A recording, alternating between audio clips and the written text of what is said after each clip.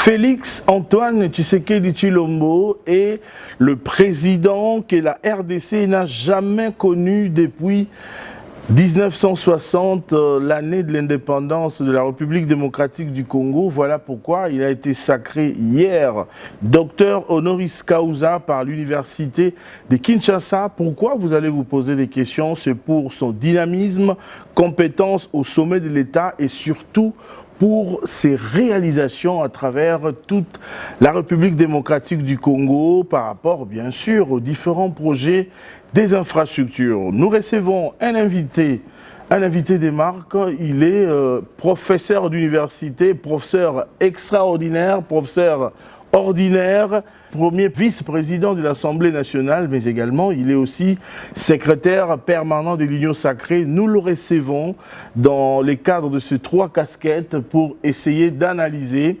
ces diplômes d'honoris causa décernés par l'Université de Kinshasa au président de la République, Félix Antoine Tshisekedi Tshilombo. Bienvenue.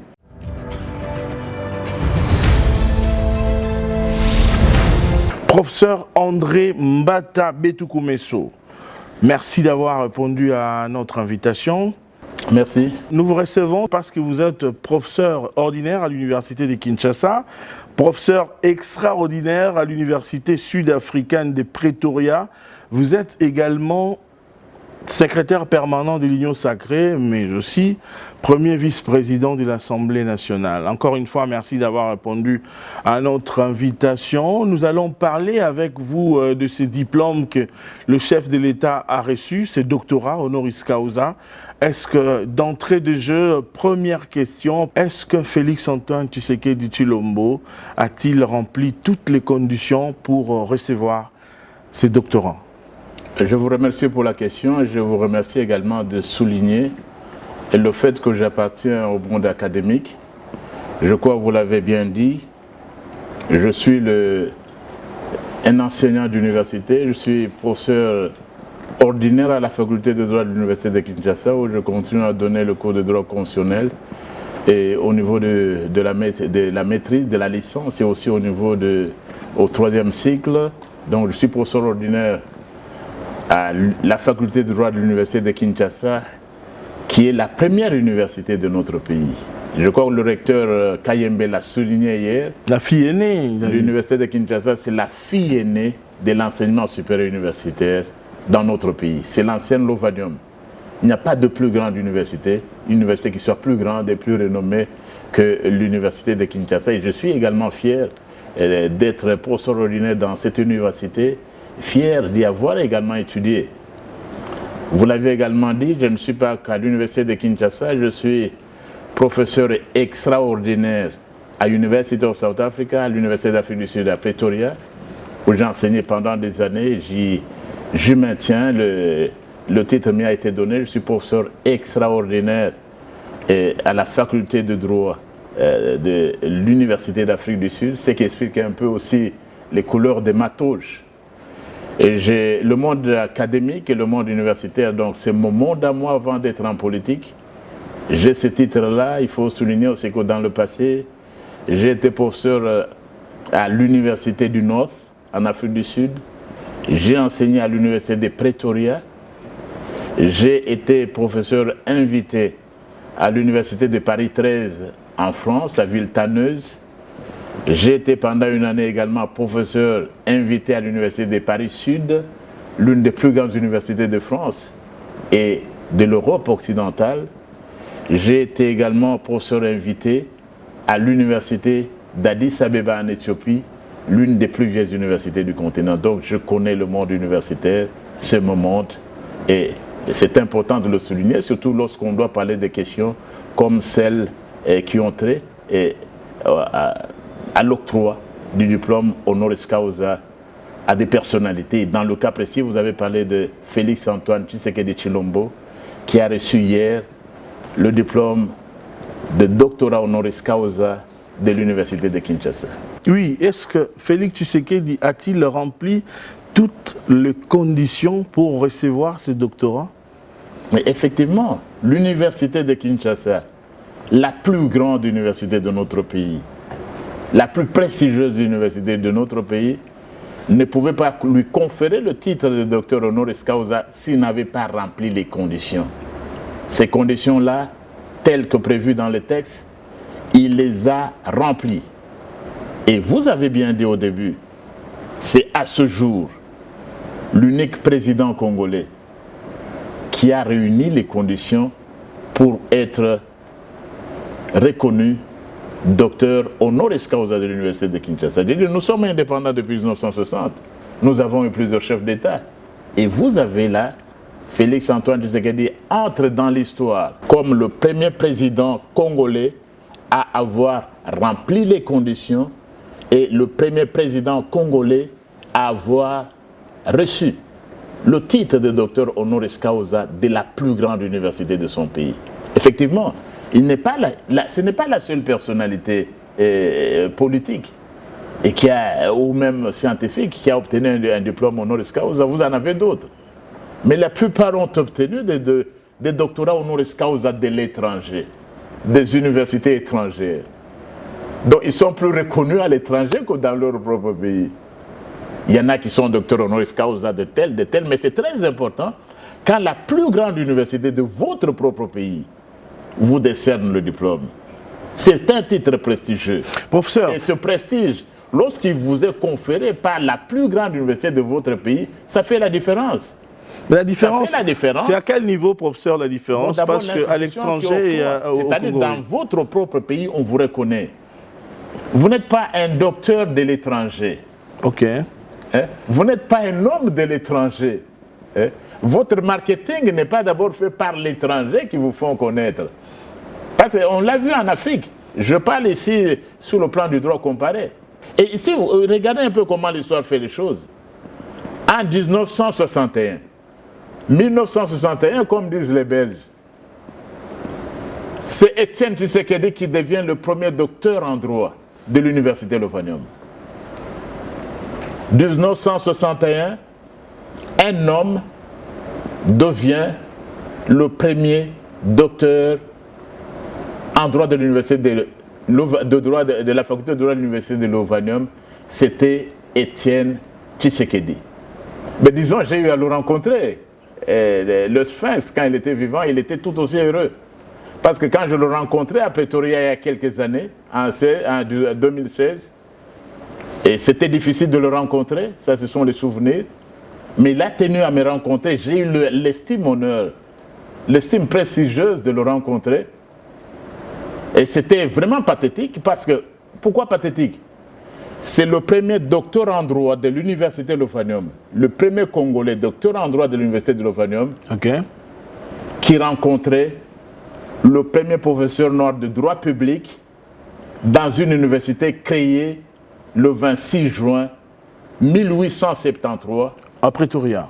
À Pretoria. Professeur André Mbata, on dit que ce doctorat lui a été décerné pour ses réalisations. Dans les réalisations du président de la République, nous voyons la gratuité, nous voyons le programme de développement local des 145 territoires, gratuité de l'enseignement, gratuité de la maternité. Il y a beaucoup de projets par rapport à ça. Mais pourquoi avoir choisi ces temps ici, la veille des élections? Est-ce que, j'ai suivi quelque part, il y a un monsieur, je ne vais pas citer son nom ici, qui a dit que c'est un diplôme de campagne. Vous avez fait ça pour relancer bien la campagne et faire voir, vendre le candidat Tshisekedi aux élections. Voilà. La première question que beaucoup vont se poser. Est-ce que c'était fondé le doctorat honoris causa qui lui a été conféré? Voilà, moi je vous parlais un juriste, un constitutionnaliste. Exactement. Pas de moindre. C'était fondé. Voilà le document. Le vade-mecum d'une institution d'enseignement supérieur universitaire, 4e édition. C'est le vade-mecum qui donne les conditions suivant lesquelles une personne peut se voir décerner le titre de docteur honoris causa. Conditions d'éligibilité. Oui. Donc voilà, c'est le vade-mecum. Ce n'est pas inventé. Est-ce que l'université de Kinshasa avait le droit de le faire? Oui. Sur base des textes. L'université n'a pas péché. Il n'a pas péché. Et vous trouvez à la page 144. L'article 40 et l'article 41 parlent de l'octroi du titre de docteur honoris causa à une personnalité. Voilà le texte. Parce que très souvent, quand on parle de certaines choses, il faut avoir les textes. Je suis professeur d'université. Faites des recherches avant de poser des questions. Est-ce que c'était permis? Oui, en vertu de ça. Le Vadmecum, vous avez les articles là-bas qui autorisent l'université de Kinshasa à décerner le titre de docteur honoris causa. Dans quelles conditions? Vous aurez ça à l'article 40, si je pouvais lire. Allez-y, allez-y. Article 40, page 144. Vadmecum, 4e édition, pour source. Article 40. Pour encourager et stimuler la recherche, une faculté peut organiser conformément à la réglementation en vigueur. C'est-à-dire, l'octroi s'est fait en vertu de la réglementation en vigueur. L'octroi des prix d'excellence ou des doctorats honoris causa à des personnalités congolaises ou étrangères qui se seraient distinguées dans la recherche, l'enseignement ou tout autre domaine de la vie congolaise en rapport avec les disciplines organisées. Sur proposition de l'un de ces départements, la faculté délibère sur l'opportunité d'accorder un prix d'excellence ou de doctorat honoris causa aux candidats sur base de l'argumentaire présenté par le dit département. En cas d'avis favorable de la faculté ou de la section, la décision est communiquée au recteur ou au directeur général qui, à son tour, examine le dossier du candidat ainsi que l'argumentaire qui est annexé. Si la décision du recteur, directeur général est également positive, ce dernier la communique au conseil de l'établissement qui prend une décision et charge le recteur de l'exécuter. Ce dernier fixe la date de remise du diplôme et en préside la cérémonie. C'est l'article 40. Voilà la procédure. La date a été fixée. D'abord, ce n'est pas le temps de campagne. C'est depuis 2021 que le processus a été lancé. Mais oui. Ok. On voit tous ces processus. Il faut aller du département. Avoir du département à la faculté au recteur, examiner l'argumentaire, mettre en place le jury et puis fixer la date. Donc la procédure a été respectée correctement. Respectée et ça n'a pas commencé hier. C'est depuis 2021. Mais le problème qui se pose, professeur André Mbata, 2021, oui, ça a commencé, mais ce n'était pas médiatisé. Aujourd'hui que la chose est médiatisée, les gens ne comprennent pas, c'est comme ça, les gens s'imaginent peut-être que c'est quelque chose qui a été fait à la va-vite comme ça pour le décerner. Dans un département, je suis professeur des universités, vous m'avez bien présenté. Oui. Mais quand on délibère, on ne met pas ça sur les réseaux sociaux. Ok. Quand on examine, vous êtes seulement informé par le communiqué final. Oui. Telle date, l'université de Kinshasa décernera le prix à tel. C'est fini. On ne communique pas. C'est ça la procédure universitaire. Et d'ailleurs, en 1951, l'université de Louvain, est bien connue, la grande université de Louvain en Belgique, en 1951, elle avait décerné le titre de docteur honoris causa au roi des Belges. Je crois le roi Albert. Alors qu'il était encore en vie, alors qu'il était chancelier lui-même, on lui avait décerné le titre de docteur honoris causa. Pendant qu'il était roi. Pendant qu'il était roi. Et imaginez-vous, il n'était pas seul. Le même titre avait été donné à la reine. Mais qu'auraient dit les gens, le même titre aurait pu être donné aussi à Maman Denise, à la première dame. Oui, on pouvait donner le même titre de docteur honoris causa à la première dame. Parce qu'en 1951, l'université belge donne le titre le même jour et au roi et à la reine. J'imagine qu'aussi hier, l'université avait également décidé d'octroyer le titre de docteur honoris causa à la première dame, Maman Denise. On aurait crié sur tous les toits. Non, il faut connaître la procédure. Oui. Il n'y a pas un temps où on vous détermine ce qui s'est fait là-bas. Et même ce jour-là, il y a quand même une petite erreur. À l'université, là, dans l'amphithéâtre, dès qu'on lui donne le diplôme, c'est lui qui présentait, et la collègue professeure qui présentait. Et elle ne pouvait pas, le même jour à l'amphithéâtre, dans la salle, il ne pouvait pas l'appeler Excellence Félix-Antoine Tshisekedi Tshilombo. Dès ce moment-là, en ces lieux-là, il avait le droit d'être appelé Docteur Félix Tshisekedi Tshilombo. Ok. Ce jour-là, ce n'était pas Excellence ce jour-là. Donc c'est ça, normalement, le prescrit. Il y a plusieurs questions que les gens se posent, mais je crois que vous n'avez pas beaucoup de temps pour l'émission. Donc il a fait une contribution décisive dans la vie politique dans notre pays. Décisive. On est allé en passant. Je vous ai dit en 61, c'est son père, Étienne Tshisekedi, premier docteur de droit en droit de l'université Lovanium. 2023, 62 ans plus tard, son fils, Félix-Antoine Tshisekedi Tshilombo, devient aussi premier président de la République à avoir le docteur d'honoris causa de l'université de Kinshasa. La même université. La même Lovanium. Voilà quelle coïncidence dans l'histoire. Ça fait du bien de parler de premiers parce que j'appartiens un peu à cette génération. Nous appartenons tous à cette race des premiers. Même l'émission infrastructure. La façon dont vous présentez l'émission, l'accent, le pied, l'influence, l'impact que ça fait. Nous sommes pratiquement tous de cette génération des premiers avec Félix-Antoine Tshisekedi Tshilombo. Merci beaucoup. Merci beaucoup, professeur. J'aimerais que vous puissiez placer un mot sur votre lecture en réalité de l'enseignement. Je vais y arriver. Mais je crois que ça va enrichir aussi. Votre émission va aller plus loin.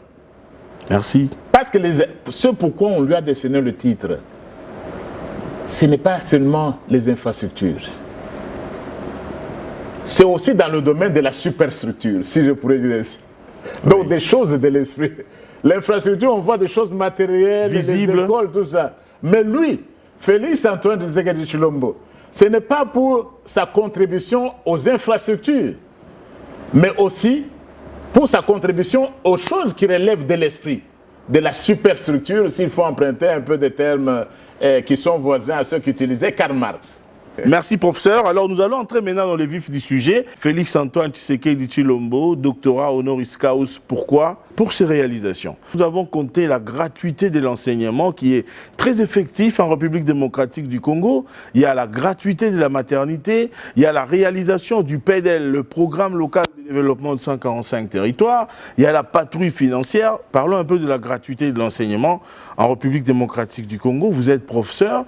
Le chef de l'État a lancé la gratuité qui a été vraiment critiquée, mal compris. Mais aujourd'hui, c'est effectif. Plus de 5 millions d'enfants ont repris du chemin de l'école. Un petit commentaire et votre lecture sur cet aspect de choses liées à la gratuité de l'enseignement. La gratuité, c'est dans un domaine. Oui. On va parler également de sa contribution politique. On en a parlé également. Je reviendrai, je n'échappe pas aux questions. On en a parlé. La création de l'Union sacrée de la Nation, dont je suis devenu le secrétaire permanent, c'est pourquoi je suis reconnaissant envers le président de la République qui m'a désigné, c'est pourquoi je suis reconnaissant envers mon parti, l'UDPS, en commençant par le secrétaire général Kabouya, tous les milliers de combattants, je leur suis reconnaissant parce que j'ai le soutien total de mon parti. Bon, revenons aux infrastructures. La gratuité. Ça aurait été une contribution majeure. Vous savez, le constituant, la constitution du 18 février 2006, elle prévoit un droit des Congolais à la gratuité dans l'enseignement public au niveau primaire. 2006, il a fallu attendre que Félix-Antoine Tshisekedi Tshilombo arrive au pouvoir pour matérialiser ce droit que tous les Congolais attendaient. Même si on avait la haine pour quelqu'un, comment ne pas le lui reconnaître? La Constitution est là depuis 2006, il a fallu qu'il soit là pour que ce droit qui n'était qu'en théorie. Les gens ne savaient même pas qu'il y avait un droit à la gratuité. Personne ne le savait, sauf les juristes, les constitutionnalistes que nous sommes. Mais il a fallu qu'il soit là. Il fait une contribution majeure. Et la gratuité, nous sommes là dans le cadre des droits socio-économiques. Il fait une... Félix, c'était la faculté des sciences politiques. Mais la faculté de droit lui aurait donné le même diplôme de doctorat honoris causa. Parce que quand il intervient... Ça ne sera pas de trop. Non, on n'y a jamais de trop, mais ça aurait pu être fait aussi à la faculté de droit, ce qui a été fait en sciences politiques. Parce que voilà un droit de l'homme, le droit à la gratuité. Depuis 2006, personne n'y pense. On vous parle de chantier de ceci. Lui, il vient matérialiser. Il fait une contribution majeure. On a critiqué par rapport à la qualité de l'enseignement. On a critiqué par rapport à la qualité de l'enseignement. ceux qui veulent critiquer, critiqueront toujours. Nous sommes en démocratie. Mais il faut savoir reconnaître. Quand les choses n'existent pas, vous savez, Rome n'était pas construite en un jour. C'est en faisant des pas. Les États-Unis, mais la Chine aujourd'hui, qu'était la Chine il y a quelques années? On ne parlait pas de la Chine. On ne parlait pas de la Corée du Sud. Les États-Unis, rentrés il y a quelques années. Le Portugal, dans les années 70, c'était des pays sous-développés.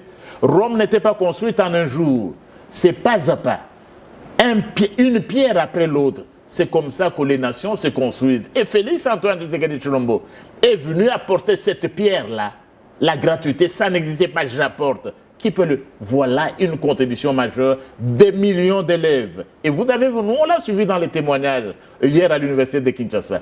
Des millions d'élèves ont pu avoir, ont retrouvé le chemin de l'école. Plus de 5 millions. Plus de 5 millions. Ils seraient condamnés s'il n'y avait pas la gratuité. Mais voilà quelqu'un qui vient. Et c'est Félix Antoine Tshisekedi Tshilombo. Et hier, on peut voir, docteur Félix Antoine Tshisekedi Tshilombo. On devait le dire lui, clairement hier. Lui, il vient redonner la voie de l'école à plusieurs millions d'enfants. Des parents qui n'en pouvaient pas. Vous aviez des écoles privées. Même dans certaines églises. Et certaines églises avaient des écoles où on payait à des églises étrangères. Il fallait être né de parents riches pour étudier dans telle école ou d'une telle confession religieuse. Professeur, mais à lui, côté... il vient, il redonne, des écoles sont construites, et notamment aussi dans le cadre des programmes de 145 territoires. Le droit à la santé, la gratuité, il a fallu attendre Félix Antoine Tshisekedi Tshilombo pour que ce droit qui n'était que théorique, chimérique dans la Constitution puisse vraiment avoir une existence, puisse se matérialiser. Et ça, on refuserait de le reconnaître. Et l'université de Kinshasa a su le reconnaître. C'est des la bonnes guerres. gratuité de la maternité. C'est des bonnes guerres. Et vous savez, il y a quelques années, nos mamans qui accouchaient difficilement, des femmes enceintes prises en otage après accouchement, jusqu'à ce qu'il a fallu attendre Félix Tshisekedi pour que cela se matérialise. Pourquoi ne pas le reconnaître? Mais la nation reconnaissante tout de même, à travers les scientifiques de l'université de Kinshasa, la nation reconnaissante a donc inclus cette dimension-là dans l'argumentaire qui nous a été lu par le professeur Kayembe, le recteur de l'université de Kinshasa. Voilà des droits. Est-ce que c'est une contribution significative? Yes. C'est une contribution significative. En quoi? Ça n'existait pas. En quoi? En quoi ça n'existait pas? Il vient matérialiser un droit qui ne signifiait rien, qui était dans la Constitution, le droit à la santé, globalement. Et qu'on pouvait retrouver dans certains instruments comme la Charte africaine des droits de l'homme et des peuples, le pacte international relatif aux droits économiques, sociaux et culturels, un droit reconnu.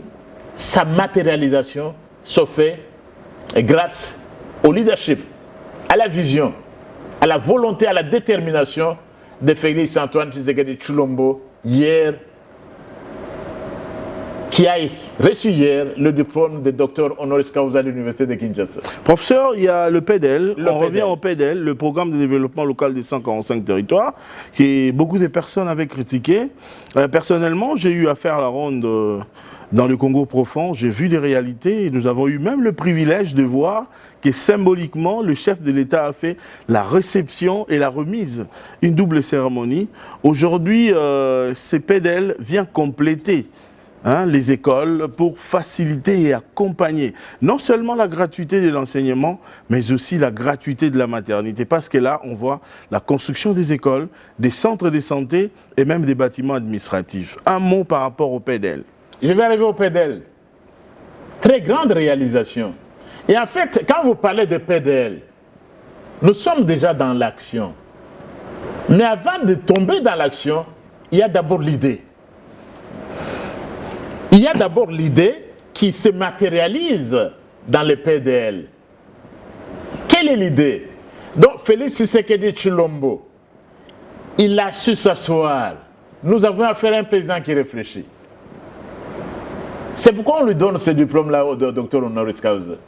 Parce qu'avant de voir la matérialité d'une chose, il faut d'abord dessiner dans son esprit. Qu'est-ce que Félix Antoine Tshisekedi conçoit? Que ce pays, l'un des pays les plus vastes de la planète et du continent, ne peut se développer qu'à partir de la base. De la base, oui. C'est à partir de la base qu'on peut construire un pays plus beau qu'avant. Une nation puissante et prospère au cœur du continent africain, comme on le lit dans le préambule. C'est d'abord l'idée. Donc, c'est très important.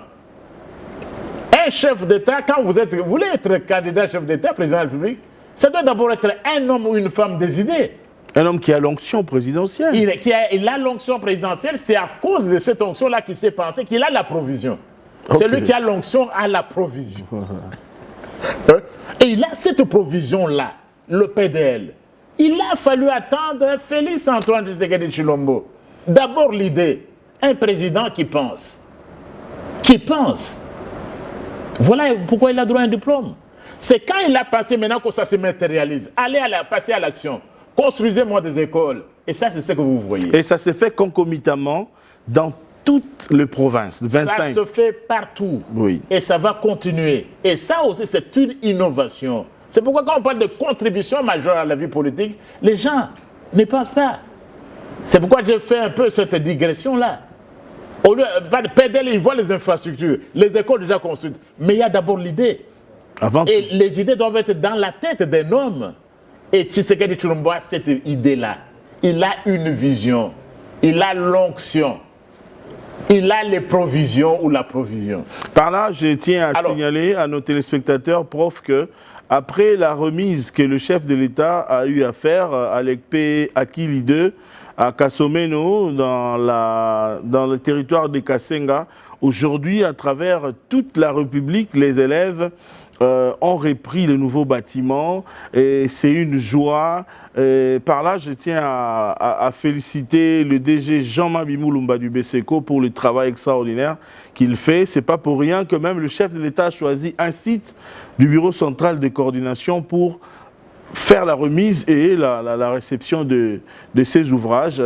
Félicitations aussi à l'initiateur du projet, qui est le président de la République, pour tout ce qu'il est en train de faire. Je ne sais pas si vous avez autre chose à ajouter par rapport au PDL. C'est lui, Félix Antoine, le concepteur. Mais le concepteur a également des hommes qu'il faut reconnaître. Vous avez cité le DG Mabi. Et tout à l'heure, peut-être vous allez oublier, Jules Alinguette, c'est l'un des bras. Oui, on en arrivera. On arrivera à la patrouille financière. C'est l'un des bras, chacun dans son domaine. Et bon, j'espère. Et dans le domaine intellectuel, il faut avoir des bras. Des généraux. On a une vision. Des généraux. Il faut avoir des généraux qui exécutent. Qui ont une tête bien faite et qui ont des provisions aussi. Parce que vous savez, cette fonction présidentielle, je l'ai dit à plusieurs reprises, n'est pas président tout celui qui rêve d'être président. Il faut avoir l'onction. Non, il faut avoir l'onction. Évidemment, j'ai dit, rêver d'être président, c'est aussi un droit de l'homme. Oui. Ne condamnez pas nos compatriotes qui sont candidats présidents. Oui. C'est un droit de l'homme. Il y en a, le droit de rêver. Vous pouvez rêver debout, oui. Vous pouvez rêver assis, vous pouvez... Il n'y a pas un temps pour... Il n'est interdit à personne de rêver même à midi. C'est vous en train de rêver. Vraiment. Donc, je dis au président de la République, c'est une grande invention, le PDL, mais ça découle de cela. La décentralisation. Il faut développer le pays par la base. Exactement. Le Congo ne veut pas se développer à partir de Kinshasa ou des grandes villes, mais à partir de la base. Évidemment, partout ça se fait en même temps. Mais alors, c'est un commencement. Il y a effectivement des compatriotes qui attendent. Dans toutes les provinces, ça se fait. Oui. Parfois, les gens critiquent c'est lent et tout ça. Vous comprenez? Ça vient de commencer. On vient d'où? C'est ça le problème. On vient de ce Félix. Il a fallu que Félix Antoine Tshisekedi soit là pour concevoir. Mais il doit commencer. Tout ne va pas se faire. C'est dans toutes les provinces. Mais il y a aussi des coins où ça va arriver. Mais il a fallu qu'il soit là. Il a fallu qu'il commence. Ce que vous montrez là, je le sais, ce n'est qu'une goutte d'eau dans l'océan. Et ça viendra encore davantage. L'école telle, à Kinsenso, à Kasumbale, et tout ça. Donc il faut qu'il y ait des hommes qui travaillent. Je reviens donc, il faut vraiment des hommes qui servent le chef de l'État. Vous avez évoqué Mabi, vous avez évoqué Jules Alinguette, mais il y a aussi des gouverneurs qui travaillent partout. Dernièrement, le chef de l'État lui-même est revenu, il a félicité Fifi Masuka, la gouverneure du Lualaba, pour le travail. On ne fait pas déjà. Il y a bien d'autres gouverneurs. Non, elle fait un travail exceptionnel, cette dame. Oui. Ici, on se tient à féliciter le travail qu'elle fait, d'autres gouverneurs qu'il faut et tout ça. Merci, Prof Mbata. Nous allons prendre un autre point, la lutte contre la corruption. Avec Félix Tshisekedi, quand nous parlons de la lutte contre la corruption, nous voyons la patrouille financière avec Jules Alinguette et l'inspection générale des finances. Votre lecture? La lutte contre la corruption relève de la gouvernance et de la bonne gouvernance. Pour les intellectuels, les étudiants qui nous suivent et qui ont suivi la cérémonie, je reviens juste quelques secondes. Ils ont vu gouvernance. Gouvernance. Lorsque le diplôme était octroyé à Félix Tshisekedi Tshilombo, docteur Félix Antoine Tshisekedi Tshilombo. Honoris causa. Honoris causa. Alors, ils ont vu, il y avait quelque chose de très important, je ne sais pas si beaucoup d'intellectuels ont noté.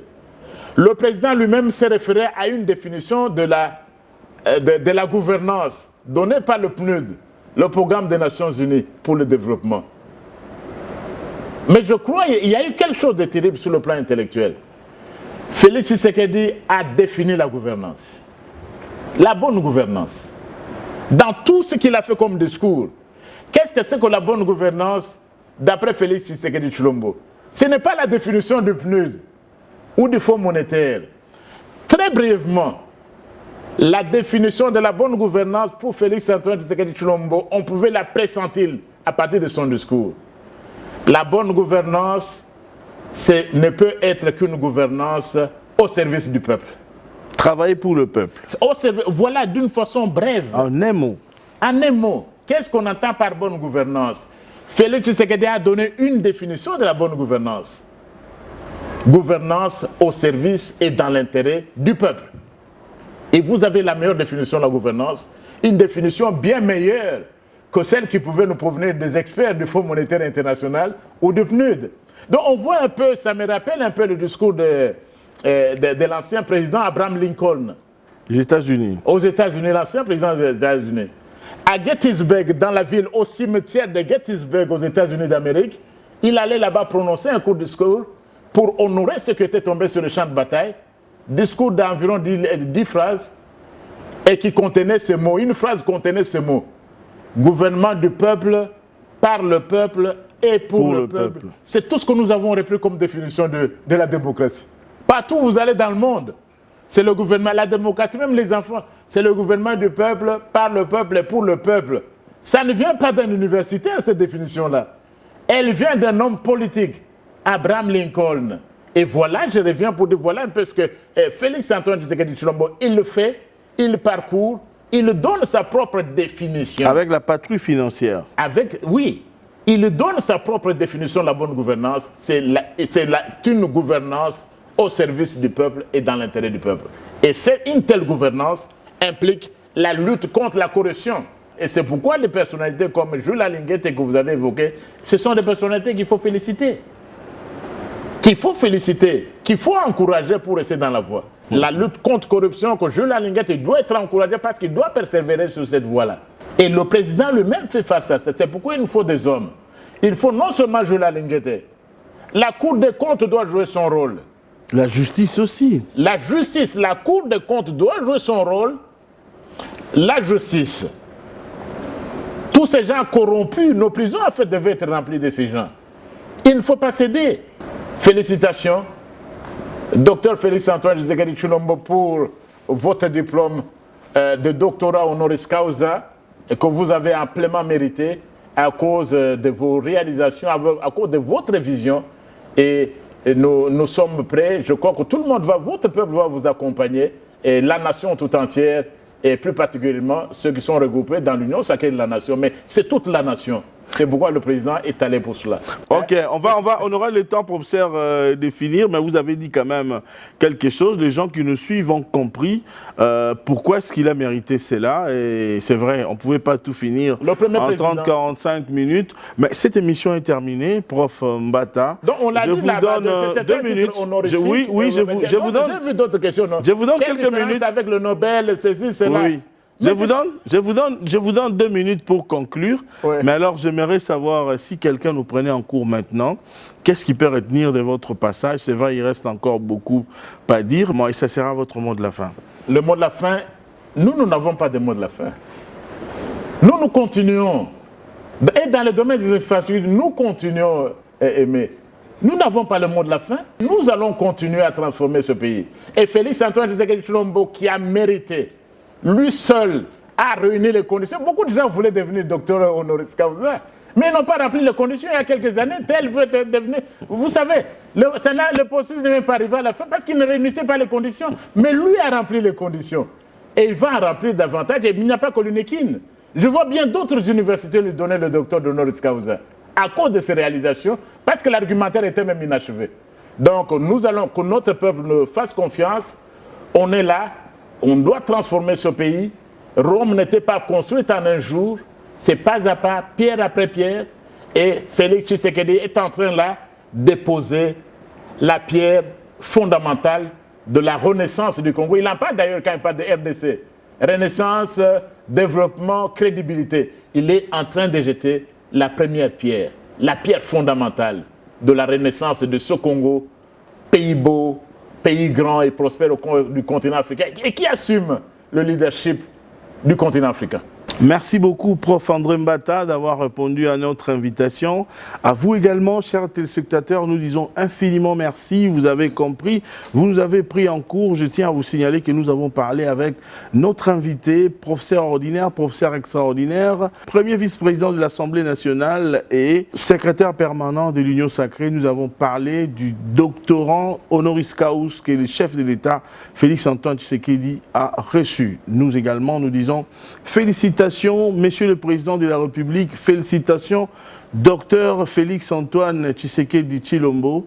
Le rendez-vous est pris pour le prochain numéro. Restez scotchés au programme de la télévision nationale congolaise, la RTNC. Vous n'êtes pas encore abonné sur notre chaîne YouTube. Abonnez-vous massivement pour ne rien rater par rapport aux différents projets réalisés et initiés par le chef de l'État dans les cadres des infrastructures et de développement. Au revoir et au prochain numéro.